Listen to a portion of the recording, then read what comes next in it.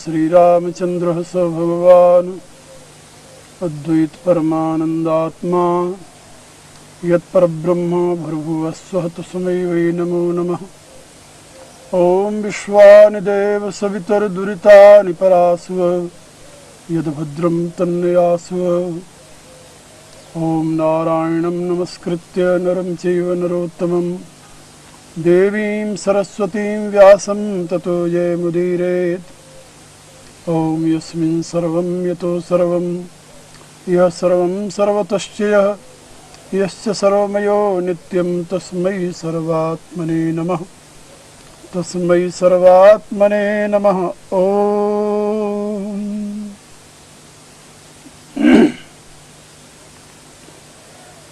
परावर रूप में उपस्थित मेरी प्रिय आत्माओं, शाश्वत सनातन हिंदू धर्म के संबंध में बहुत सी बातें पहले आप लोगों को बताई गई है और यह भी समझाया गया है कि दर्शन और नीति, जिसे शास्त्रीय भाषा में श्रुति और स्मृति कहते हैं, उसके प्रकाश में ही इस शाश्वत सनातन धर्म की प्रतिष्ठा हुई है। यह धर्म किसी देश, जाति, व्यक्ति, समाज, राष्ट्र की सीमा में आबद्ध लोगों के लिए ही नहीं है।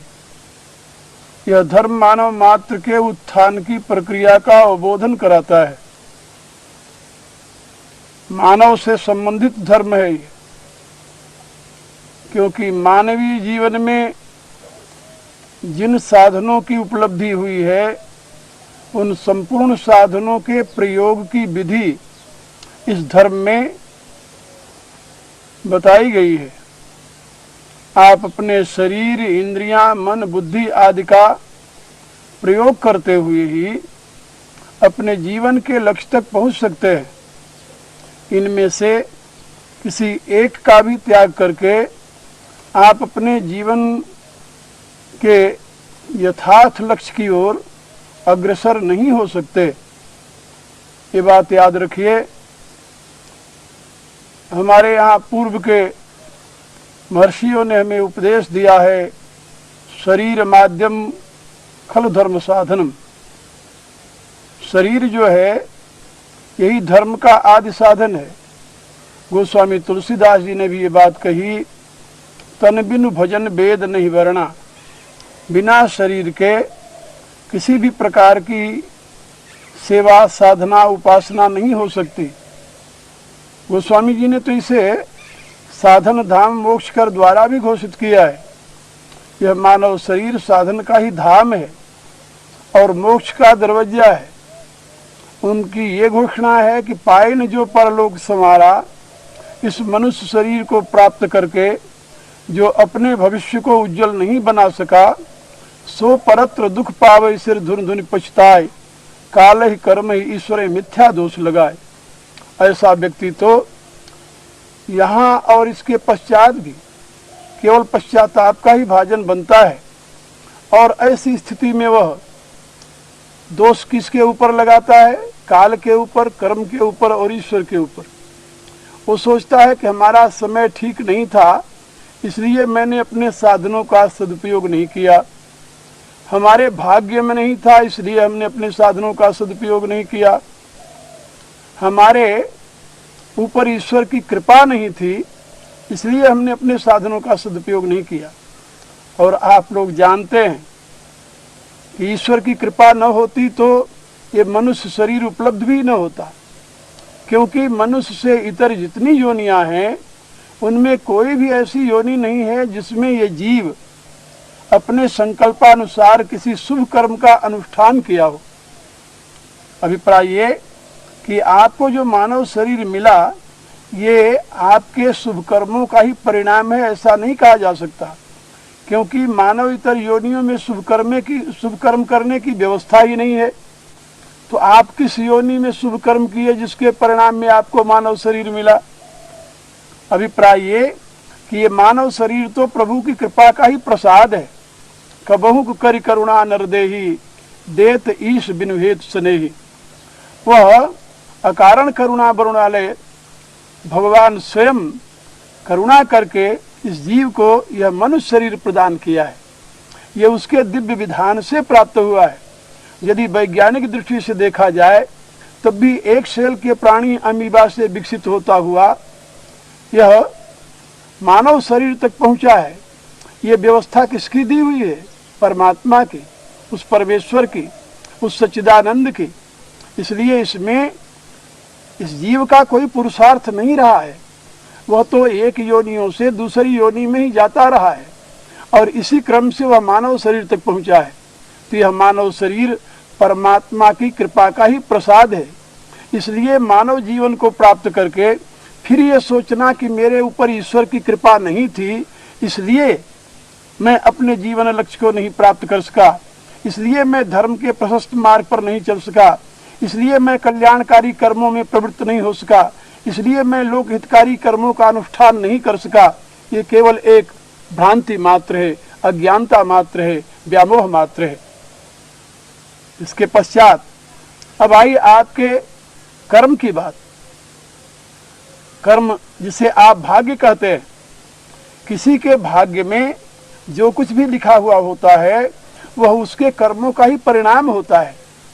आज जो आपने कर्म किया है कल आपके लिए वो प्रारब्ध बनेगा, कल जो आपने कर्म किया है वह उसके बाद में आपके लिए प्रारब्ध बनेगा।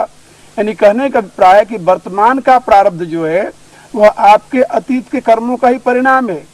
यहाँ एक शंका हो सकती है, पहले तो मैं ये बता रहा हूँ कि कर्म के परिणाम में मनुष्य शरीर नहीं मिला, फिर कहता हूँ कि आपका वर्तमान आपके अतीत का परिणाम है। इसका अभिप्राय क्या? इसका अभिप्राय ये है कि सर्वप्रथम जो आपको मानव शरीर प्राप्त हुआ वह आपके कर्मों से नहीं मिला, वो तो प्रभु कृपा से ही प्राप्त हुआ था।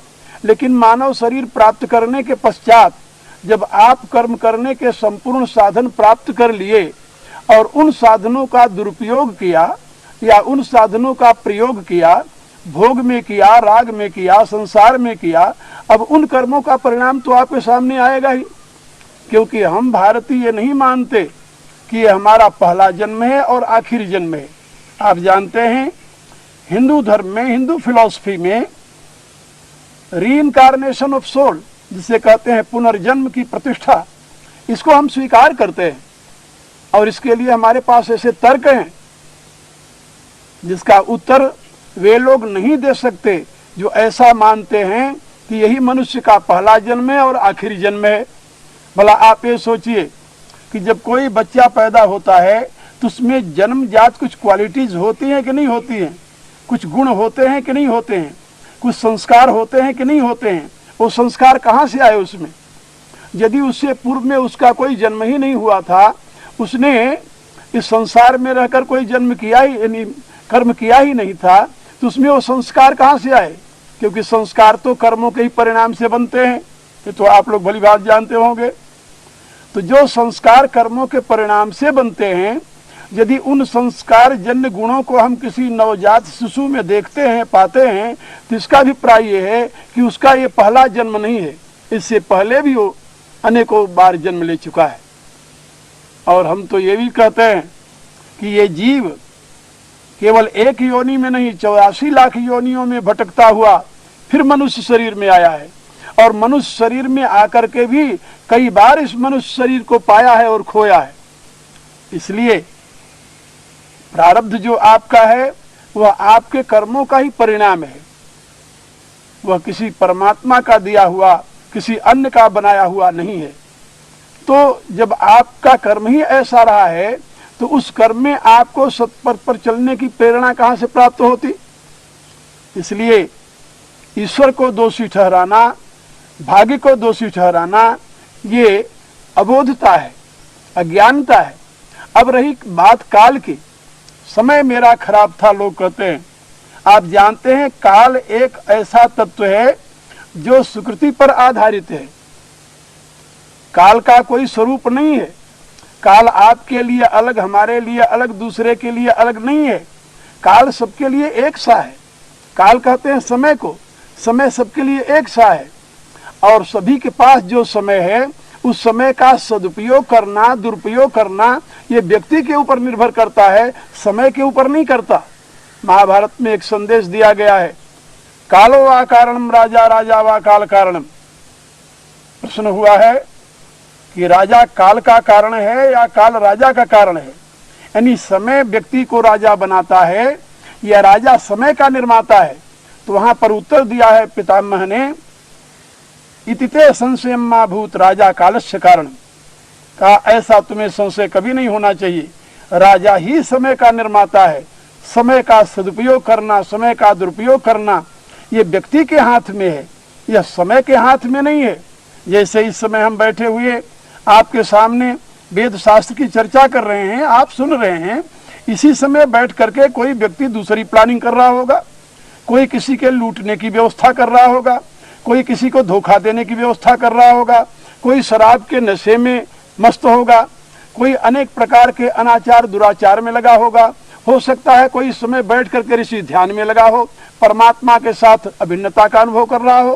काल तो एक है, समय तो एक है, लेकिन एक ही समय में विभिन्न प्रकार के व्यक्तियों के द्वारा विभिन्न प्रकार की जो क्रियाएं की जा रही हैं, ये उनकी अपनी बुद्धि के स्तर की परिणति है। जिस स्तर का जिसका मन है, जिस स्तर की जिसकी बुद्धि है, वह अपने समय को उसी प्रकार से प्रयोग कर रहा है। इसलिए काल को दोषी मानना, कर्म को दोषी मानना, ईश्वर को दोषी मानना, यह अबोधता का परिणाम है, यह व्यामोह का परिणाम है। गोस्वामी जी के शब्दों में, जहां पर यह मनुष्य शरीर आपके लिए मोक्ष का दरवाजा है, साधन का धाम है, वहां पर आप यदि अपनी अज्ञानता से इस साधन की जगह कुसाधन में लगा दें, मोक्ष की जगह यदि आप इसे नरक के रास्ते पर लगा दें, तो इसमें समय का क्या दोष है? परमात्मा की कृपा से प्राप्त हुई है इस शरीर, और इसमें परमात्मा का क्या दोष है? इसमें आपके भाग्य क्या क्या दोष है? तो आपकी अपनी करनी का परिणाम है। इसीलिए गोस्वामी जी ने एक बात और समझाई है कि यह मानव शरीर स्वर्ग नरक अपवर्ग निशेनी ज्ञान विराग भगत शुभदेनी। आप इस मानव शरीर को स्वर्ग के रास्ते पर लगा सकते हैं, नरक के रास्ते पर लगा सकते हैं, अपवर्ग मोक्ष के रास्ते पर लगा सकते हैं। इसी शरीर से आप ज्ञान वैराग युक्त भक्ति को प्राप्त कर सकते हैं, जो स्वर्ग नरक अपवर्ग तीनों से परे है। भगवान की भक्ति ये अपवर्ग से भी परे। इसीलिए गोस्वामी जी ने लिखा, सगुण उपासक मोक्ष न लेहि तिन कहु राम भगत निज देहि। भगवान की भक्ति का स्थान इन सभी से ऊपर है, और इसी मनुष्य शरीर से आप अपनी यात्रा जिस दिशा में चाहें उस दिशा में कर सकते हैं। यदि आप चाहें, नरक का रास्ता बड़ा सीधा है, उसके लिए आपको कोई प्रयत्न नहीं करना पड़ेगा। यदि आदमी 10,000 फुट की ऊंचाई पर चढ़ना चाहे, कितना परिश्रम करना पड़ता है उसे, आप जरा अनुमान लग जाइए। और यदि 10,000 फुट से नीचे कूदना चाहे तो कितने परिश्रम की आवश्यकता है उसे? कोई परिश्रम नहीं। लेकिन परिणाम दोनों के अलग अलग हैं। यदि ऊपर चढ़ जाता है वो, तो वह आनंद का भागी बनता है, और यदि वहां से छलांग लगाकर नीचे गिरता है तो उसकी जो दुर्गति होती है आपको पता ही है। इसलिए जैसे ऊपर चढ़ना कठिन है लेकिन नीचे गिरना सरल है, गिरने का परिणाम अलग है, चढ़ने का परिणाम अलग है। इसी रूप से जब आप स्वर्ग के रास्ते पर चलेंगे, यानी कल्याण के पथ पर चलेंगे, तो आपको कठिनाई आएगी। लेकिन आप यदि नरक के रास्ते पर जाएंगे तो आपको कोई कठिनाई नहीं आएगी। उसके लिए बहुत से सहयोगी मिल जाएंगे, आपको बहुत से सहयोगी मिल जाएंगे कि आप जानते नहीं, पहले यार लोग कहते हैं एक घूंट मेरी तरफ से ले लो, और जब एक घूंट पीने की आदत पड़ गई तो ऐसी बुरी आदत पड़ जाती कि वो जन्म भर जाती नहीं। फिर शायर कहता है कि सिर्फ एक कदम रखा था गलत राह शौक में। हमने अपने शौक में आकर गलत रास्ते पर एक कदम रखा था, लेकिन परिणाम क्या हुआ? मंजिल तमाम उम्र मुझे ढूंढती रही। वह अपने मंजिल से इतना भटक गया कि वहां कभी पहुंच ही नहीं सका। सारी जिंदगी उसी में बर्बाद हो गई उसकी, उसी गलत रास्ते पर चलते चलते।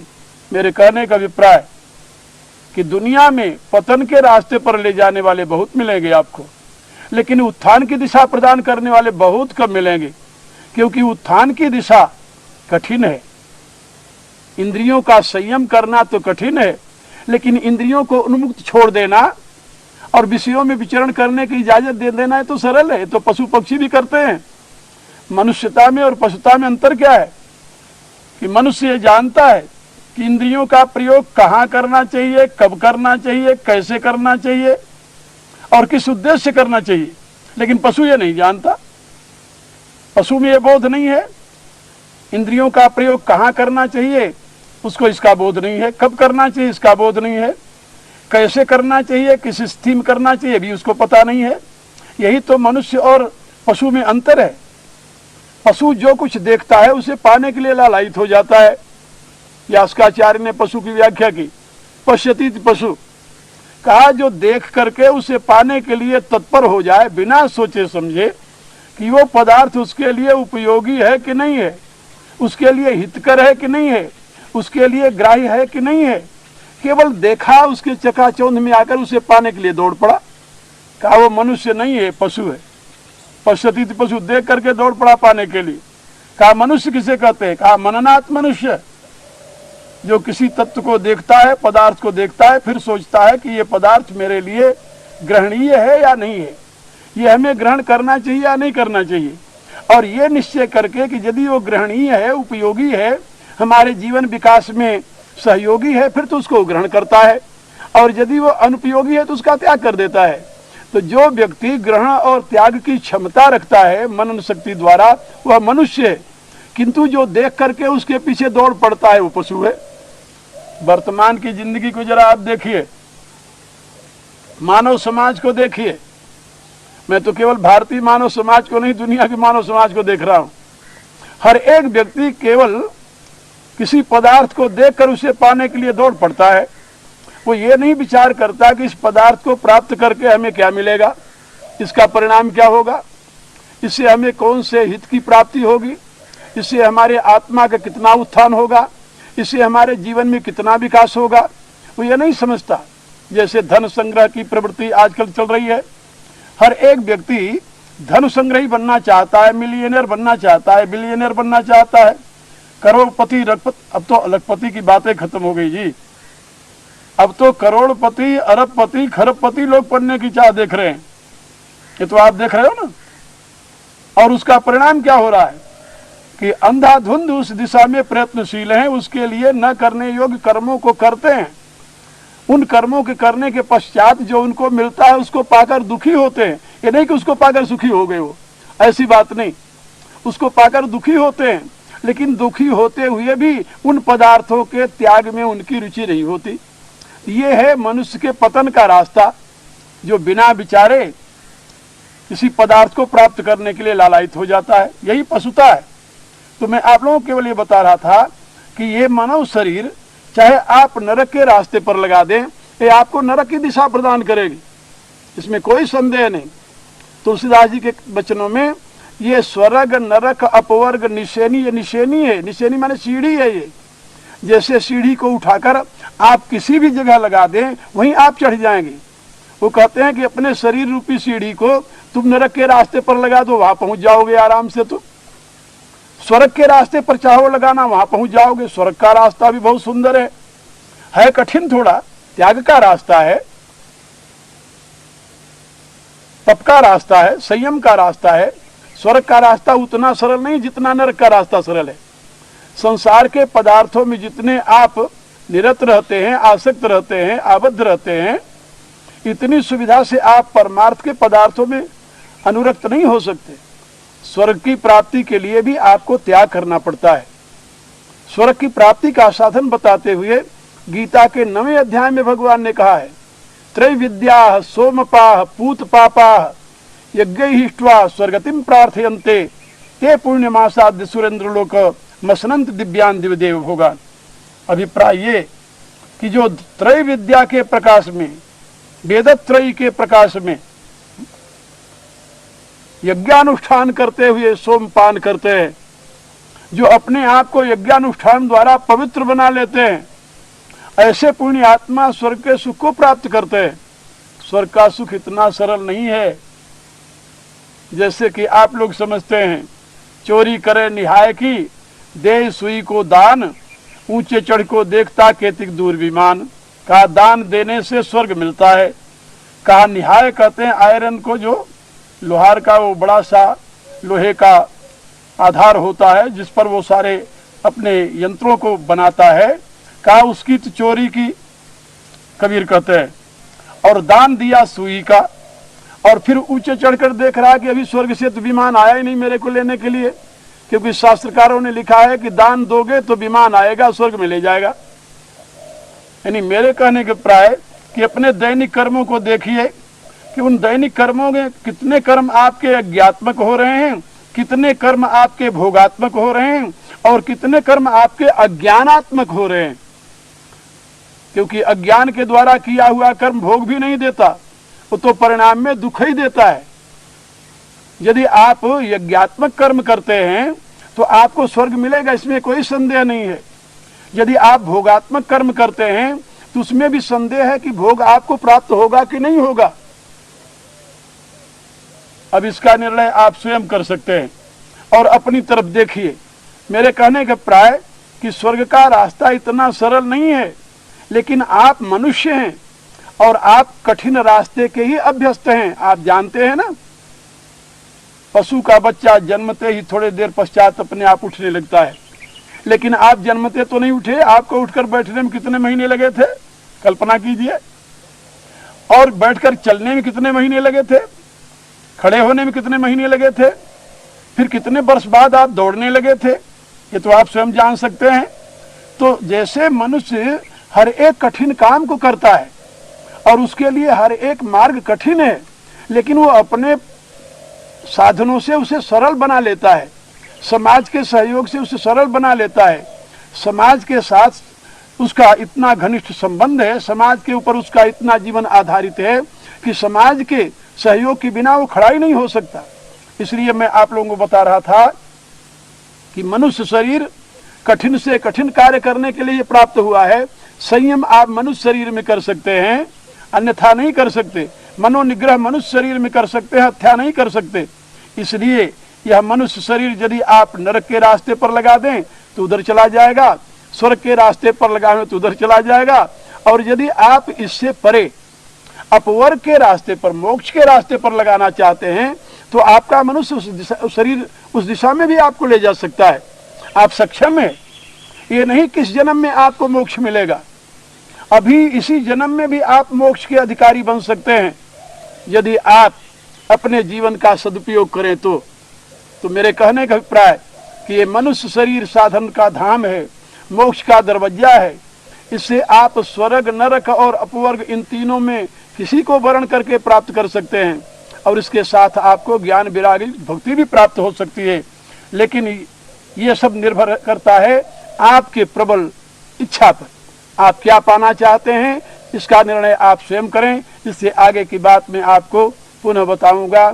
अभी इन्हीं शब्दों के साथ मैं अपनी वाणी को ही विराम देता हूँ। हरि ओम तस्सत्।